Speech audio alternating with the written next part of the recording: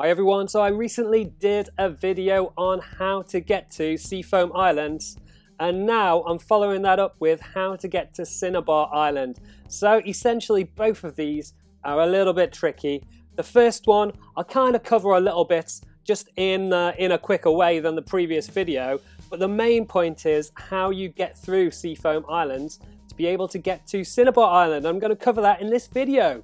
As ever, all of your support is massively appreciated, so drop us a like below. But I'm going to show you how to get to Cinnabar Island, and the place that you want to start from is out front of the Poke Center here in Fuchsia City. So if you've ever got to Fuchsia City, you'll know the Safari Zone is here. You kind of enter this place from the right-hand side from the screen right now, and then you've got the Go Park just up ahead there. You can see the doors at the top of the screen, and then if you head on down and take a left around this way, and then a wee further down south and take a right, then you'll get yourself to the Poke Center here in Fuchsia City.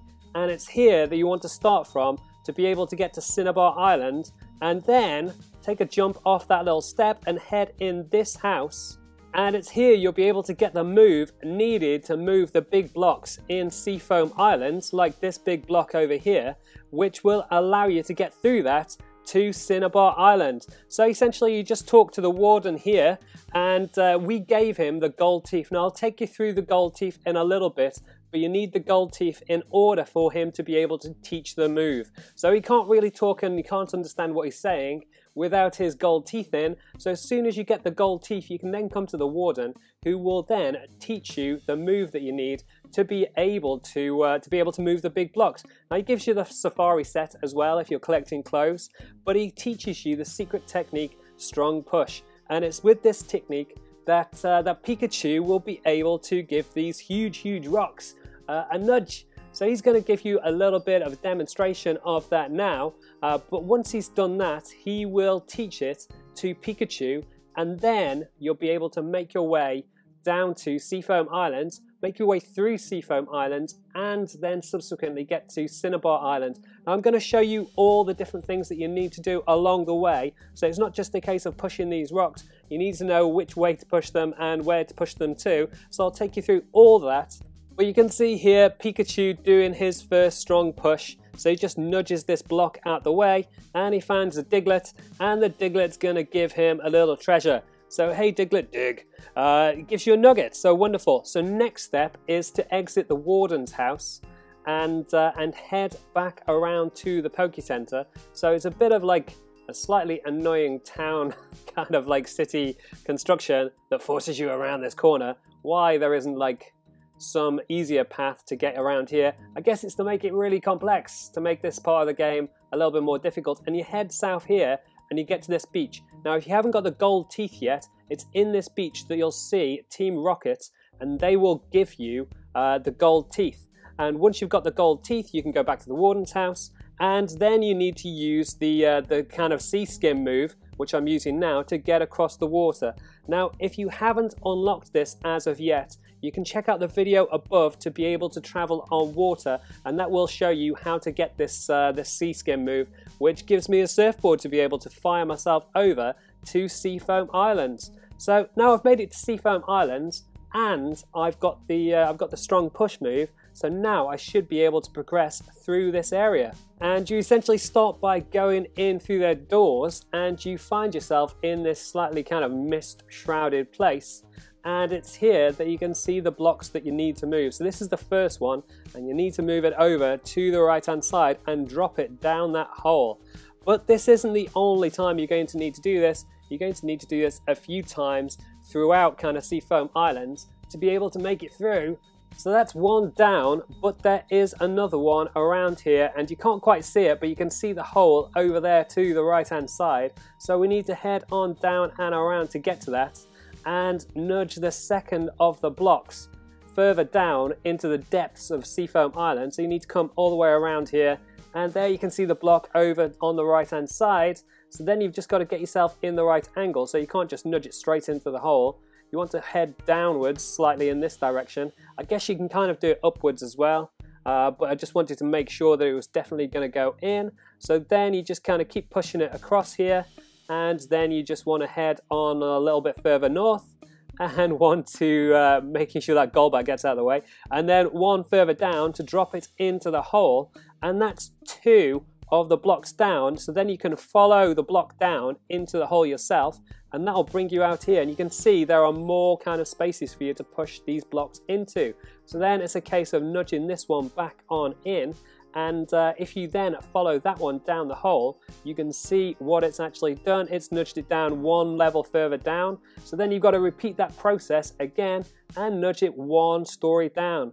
Now I'm going to follow this into the next hole, but you could theoretically move each one down sequentially, but I'm doing one at a time, and you can see it's blocked a part of the water, and you just go into C-skim mode, but because there's a current, it pushes you down here, but you want to get to the ledge that you've just passed. So the only way to do that is to repeat the process with the block on the left hand side, which I'm going to show you how to do now. So you kind of come up and around here, head further south, and then head up these stairs here. You'll find yourself getting a little bit closer to that second block on the left hand side. So then you want to repeat that process with these stairs here, and you can see there's more blocks there. So if you wanted to do like more of an exploration of Seafoam Island, you could do, and there's a few more things that you can pick up along the way, but I'm just sort of focusing on how to get you to Cinnabar Islands. So then it's a case of heading on around here, heading over in this direction, and then we want to go up 1 more level here, and that will take me back to where the second block is. So then it's just a case of nudging it down into that hole, and that will start the process of sending that one down to block the flow of the tide, the flow of the current, and then you should be able to get to the ledge that allows you to get out of Seafoam Island. So then it's just a case of nudging this down again and following it on down, and then you're just getting like slowly and slowly closer to be able to get the job done.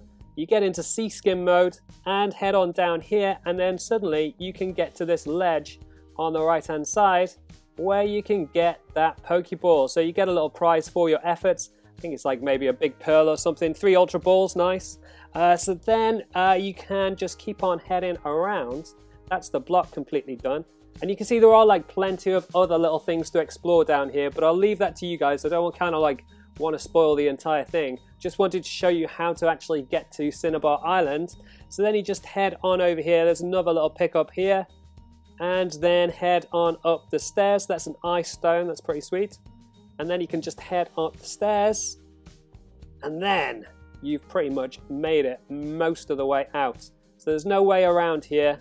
There's another little pickup here, super lure, and then it's a case of just heading up 1 more floor and you have done the job. So once you get up to the next floor, you should see an exit, which is just around the corner here. So you kind of follow this around out here, and this is you through Seafoam Islands. You're on to Route 20, and this is the route that will take you to Cinnabar Islands. Now you'll have a little fight around here if you want to do the pickup on the right hand side. She's pretty tough, so make sure you're well set up for that.